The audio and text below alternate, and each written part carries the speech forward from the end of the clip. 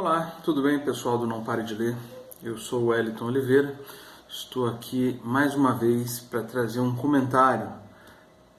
Alguns chamam de resenha, mas como eu não pretendo fazer algo tão completo assim, um comentário sobre livros, sobre autores, sobre editoras, que nos ajudem a avançar no conhecimento, a desenvolver a cognição. A proposta é que esse canal do YouTube ajude a despertar senso crítico, a intelectualidade, o raciocínio. Bem, eu de antemão peço que você nos ajude a manter. Pretendo fazer um vídeo a cada mês, a cada livro que eu ler e que eu tenha condições de fazer esses comentários, né? Se inscreva no canal, dê o seu like, ative o sininho para que você possa estar por dentro daquilo que a gente está desenvolvendo, lendo, pensando, né? Hoje eu quero falar sobre um livro muito interessante que eu já li há algum tempo, este aqui, Vigiar e Punir, o nascimento da prisão, de Michel Foucault. De início já digo que é um livro da editora Vozes, é uma editora que tem mais de 100 anos, foi fundada em Petrópolis em 1901 por um frei franciscano, aliás por dois freis franciscanos. Rio de Janeiro, Minas e São Paulo são os locais para onde essa editora se difundiu mais, mas tem lojas em todo o país. O foco deles é cultura, religião, tem livros muito interessantes. A editora Vozes, a cada mês eles publicam 15 livros e republicam de 30 a 40 livros. É uma editora de qualidade. Eu recomendo, já li alguns livros da editora Vozes, e quando eu vou adquirir algum livro que é da editora Vozes, eu já vou tranquilo, porque eu sei que a qualidade é ímpar, assim como a Companhia das Letras, assim como a Martin Claret. A editora Vozes também tem ali a sua qualidade garantida. Bem, falando sobre o livro Vigiar e Punir, o nascimento da prisão, de Michel Foucault, é claro que além da editora a gente tem que também falar um pouco sobre o autor. Michel Foucault, filósofo, um homem que teve uma contribuição imensa no pensamento do século XX, nasceu na França em 1927 e morreu em 1984 com 57 anos, né? Um homem que tem um pensamento ímpar na filosofia, na história, na antropologia, um homem que dedicou a sua vida a falar sobre o poder, né? Um dos temas principais de Foucault é o poder.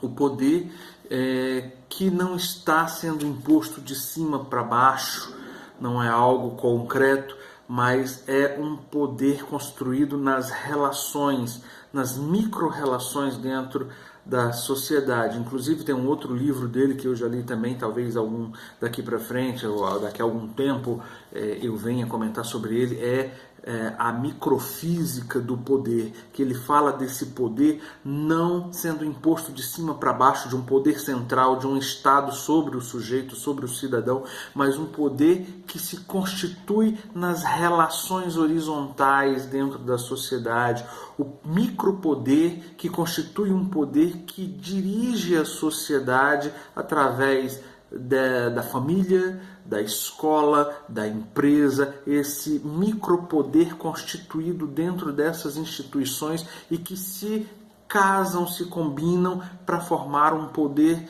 central que rege a vida do sujeito, que rege a vida do cidadão. É como se fosse uma eletricidade que é constituída na horizontal dessas relações. Ele fala de controle disciplinar, inclusive um dos temas de Vigiar e Punir é esse, o poder disciplinar. Vigiar e Punir, que é uma obra de 1975. É difícil que uma pessoa que fez direito penal não tenha ouvido falar ou não tenha lido Vigiar e Punir. Mas não só na questão do direito, não só na disciplina do direito penal, Vigiar e Punir é reconhecido. Nas questões sociais, nas questões da relação, da disciplina, do controle disciplinar dentro da sociedade, creio que dentro de sociologia, Vigiar e Punir também é bastante conhecido, bastante lido, muitos nomes, muitas pessoas comentam, muitas pessoas que têm, lógico, esse viés do estudo da sociedade, conhecem o tema, conhecem o autor, e eu trago para vocês um pouquinho dessa obra fantástica que é Vigiar e Punir, o Nascimento das Prisões, de Michel Foucault. É um livro de aproximadamente 300 páginas, 302 páginas, dividido em 4 partes. A primeira parte do suplício, a segunda parte falando sobre a punição, a terceira parte da disciplina e a quarta parte falando exatamente sobre a prisão. Olha, relendo partes do livro, porque eu já li ele em 2016 e agora eu tive que dar uma pequena releitura, relembrada para poder fazer esse vídeo que eu acho interessante. Michel Foucault é uma pessoa, um filósofo, um estudioso que vale a pena ser conhecido. Existem várias obras como As Palavras e as Coisas, O Nascimento da Clínica, A Microfísica do Poder, que eu já falei, né? São várias obras que falam sobre as fases de Michel Foucault, que fala sobre o poder, fala sobre o saber, né? Você pode entender Foucault falando sobre a arqueologia do saber, sobre a genealogia das coisas e sobre a ética do sujeito, do indivíduo. É muito interessante. Existem outros livros que eu pretendo ainda ler desse autor, conhecer um pouco mais, mas eu quero trazer aqui para vocês só um pequeno comentário sobre esse livro, Vigiar e Punir, que na primeira parte fala dos suplícios, onde ele fala em que no século XVII, até o século XVII, século XVIII, as punições das penas das pessoas que praticavam crimes era através do suplício, era da tortura. Ele já começa o livro falando de um caso de uma pena sendo cumprida sobre um cidadão chamado Damien, em que ele tinha cometido um crime. O crime naquela época era como se fosse algo feito contra a própria pessoa do rei, era o período absolutista, então qualquer crime era considerado como um regicídio, um crime cometido contra o rei. Então o rei tinha a responsabilidade de punir esse criminoso no corpo desse criminoso, exercendo o poder sobre o corpo, sobre a vida daquele criminoso, e isso através dos suplícios, das torturas. Pegava-se o cidadão, punha-o ali em praça pública e queimava parte do seu corpo, retirava órgãos do seu corpo. O próprio Damien foi colocado, amarrado, seus braços e pés a 4 cavalos, cada um numa direção, puxando o corpo de Damien e esfacelando ali o seu corpo, arrancando os seus membros. Assim era a punição dos crimes, porque era um crime contra o rei. Qualquer crime era feito contra o rei. Então o rei tinha a obrigação, tinha o poder, tinha o direito de matar aquele corpo como uma punição aplicável àquele corpo, para mostrar, para dar exemplo também a todos os seus súditos que, olha, se você praticar isso, você também está sujeito a isso. Pega uma tenaz em brasa, põe na língua do camarada, corta partes do corpo dele, tortura. A tortura, como nós conhecemos hoje, de ler livros, e tomara que fique só nessa questão do conhecimento, que nós, enquanto também brasileiros, não venhamos a passar novamente por esse momento em que já passamos no regime militar de 1964 a 1985, em que pessoas sumiram e eram torturadas. Pessoas eram torturadas porque praticava algo que o Estado considerava como um crime contra ele. Mas essa é uma outra história, né? Então tem essa parte do suplício, em que o corpo dos condenados era do rei, era do Estado. Então o rei tinha ali por direito impetrar a morte de forma cruel, de forma terrível contra aquele criminoso. Depois vem a punição, né? A mitigação das penas. Como isso era quase que um show, o suplício, a tortura era quase que um show dentro da sociedade, isso tinha um risco também. Tinha um risco de quando o criminoso era exibido em praça pública, era transportado dentro das carroças abertas e ali era vaiado, e ali era apedrejado pelo povo, ali era feito como uma forma de show. Mas tinha um risco. O risco das pessoas se identificarem com aquele criminoso e achar que aquela punição era cruel demais para aquele cidadão e sentir medo de que ele também, povo, integrante do povo, pudesse ser alvo dessas penas, desse suplício. Então houve ali uma transformação do suplício para a punição, estudar métodos de punir o criminoso sem que trouxesse esse risco ao rei, ao Estado, de ser considerado cruel, de ser considerado também alvo de uma rebelião, de uma revolta. Muitas pessoas olhavam para aquele cidadão sendo supliciado ali, naquele estandarte, naquele palco armado, e podia se identificar com ele. Olha, mas esse cara fez alguma coisa que eu também posso fazer a qualquer momento, e eu vou ser punido dessa forma. Então esse governo, esse rei, esse absolutista, esse déspota, ele também é mau. Então começou ali a se estudar as penas, as punições, e esse estudo das penas, das punições, essa dosimetria, vamos dizer assim, era para que o risco fosse calculado e que a pessoa que praticasse um crime, que na época eram crimes de sangue, não crimes contra a propriedade, que é uma outra situação que Foucault aborda há um certo tempo, os crimes eram contra a vida, era contra o povo, mas quando isso, por uma questão econômica, foi transformado em crime contra a propriedade privada, deixou-se também de ser uma coisa leve e se exigia que fosse uma punição pesada. O crime contra a pessoa, o crime de sangue, o crime contra o outro, se tornaria mais leve, menos punível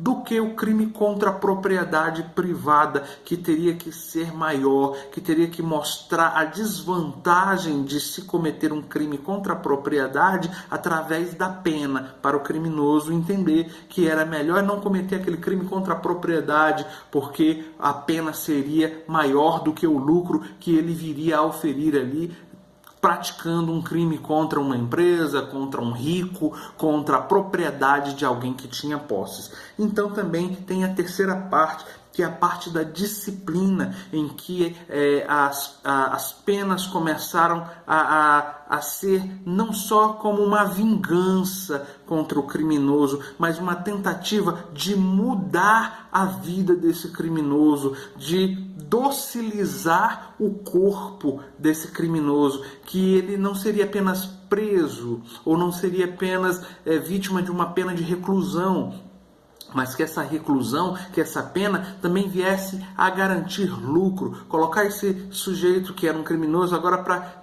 fazer trabalhos forçados, para que ele também viesse a pagar a sua própria pena, para que ele também viesse a dar um certo lucro ao Estado, se não apenas pagar ali o seu prejuízo de estar sendo enclausurado, né? E isso foi uma coisa que foi sendo utilizada na escola, no hospital, o esquadrinhamento dos detalhes da pessoa, o cálculo do espaço, o cálculo do tempo, colocar a pessoa para passar tempo na cadeia para que ela tivesse condições de pensar naquilo que ela fez, e o esquadrinhamento, dirigir, disciplinar os passos, os atos, os pensamentos dessa pessoa, desse criminoso, para que ele pudesse ser controlável e para que ele pudesse gerar talvez algum benefício ao Estado. Isso foi uma das estratégias que estão sendo utilizadas até hoje na sociedade, na escola, no hospital, nas empresas. O seu espaço é delimitado, você trabalha dentro de um espaço, o seu tempo é delimitado, você tem o tempo para você estudar, você tem o tempo para você trabalhar, você tem dentro desse teu tempo, dentro da empresa, você tem que fazer tal atividade, fazer outra atividade e casar essas atividades dentro de um espaço e de um tempo delimitado. Isso é o ponto central, mesmo que eu esteja falando aqui de uma forma bem rápida e bem resumida, só para que você tenha ali aquela pulguinha atrás da orelha e aquela curiosidade para ler o livro e buscar informações. Isso está sendo utilizado até hoje para um controle social dentro, né, da nossa vida cotidiana. Né? Você dá os seus detalhes para a escola sabe onde você mora, a empresa sabe o teu número de telefone, até a igreja hoje em dia sabe os teus detalhes de vida necessários para que você seja docilizado, seja adestrado a cumprir aquilo que a autoridade social quer que você faça. Te faço uma pergunta: você é livre? Você se acha livre? Você não está dentro de um esquema de controle social? Você acha que não está?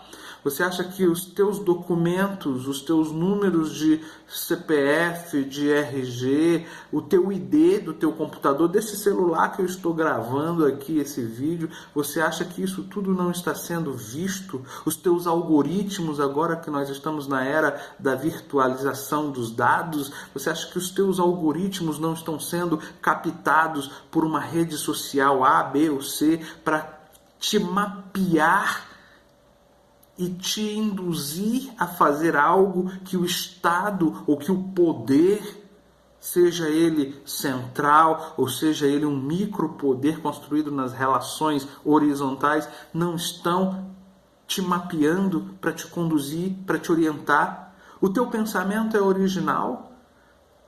Aquilo que você pensa, que você raciocina, é teu pensamento mesmo ou foi infundido por alguém através de um controle social, através de um poder disciplinar? São questões levantadas por este livro de Michel Foucault, inclusive aqui na terceira parte do livro, que é a disciplina, os exércitos, os movimentos do soldado, o bater continência, o carregar o fuzil de tal forma, o compasso dos passos da marcha, os horários da alvorada, os toques de recolher, todos os detalhes de autoridade, de hierarquização, tudo isso é um poder, um controle disciplinar que Michel Foucault vai te dar aqui uma dica em Vigiar e Punir. Depois, na quarta parte do livro, ele fala sobre as prisões, falando sobre as ilegalidades, as delinquências, como isso foi dando origem à necessidade de se criar clausuras, locais aonde se coloca o preso, as prisões. E para que servem as prisões? Elas servem apenas para guardar o preso, para que ele passe tempo ali para refletir. Deve haver um trabalho de ressocialização para esses presos. Esse preso ressocializado, ele realmente é integrado à sociedade? Ou num caso mais boçal, ele deve ser morto? Ele deve ser jogado a escanteio? Se ele está reclamando ali de que o presídio tem superlotação, o problema é dele, que não tivesse feito o crime. Será que é assim que a sociedade tem que raciocinar? Será que é assim que a sociedade tem que pensar? Muitos podem criticar e dizer: não está com pena, leva para você, para sua casa, né? Mas não é assim que uma civilização age, jogando os problemas para trás ou para debaixo do tapete. Existe a necessidade de pensar, e os estudiosos existem para isso. Existem para pensar, para te fazer pensar. Você tem que deixar de lado os conceitos simplistas e começar a pensar de forma organizada. Vigiar e Punir é um livro que te dá uma base para que você venha pensar de forma organizada nessas questões. Não podemos ficar à margem dessas questões, esperando que alguém, uma autoridade responsável, faça ou deixe de fazer. Você tem que se inteirar, pelo menos, e se envolver, se esse é o teu objetivo, né, de ser uma pessoa com a tua criticidade despertada, a tua intelectualidade desenvolvida. Esse é o objetivo do Não Pare de Ler. Trazer, mesmo que em vídeos curtos de 19, 20 segundos, 15 minutos, né, questões para que você pense. E eu mais uma vez te peço, nos ajude. Clique aí no like, se inscreva, ative o sininho, vamos raciocinar juntos. Se você quiser, participe, mande o seu comentário, farei o possível para estar interagindo com você. Existem outros livros que eu já li, que estou lendo, com o intuito de trazer para esse canal. Quero dizer que eu fico muito feliz de gravar esses vídeos e trazer para vocês. É uma forma que eu achei de contribuir para a civilização, para a educação, para o crescimento do meu país, da minha região, dos meus amigos, das pessoas que me assistem. Então, mais uma vez eu te peço, eu te rogo, o Brasil precisa que você não pare de ler, ok? Isso aí.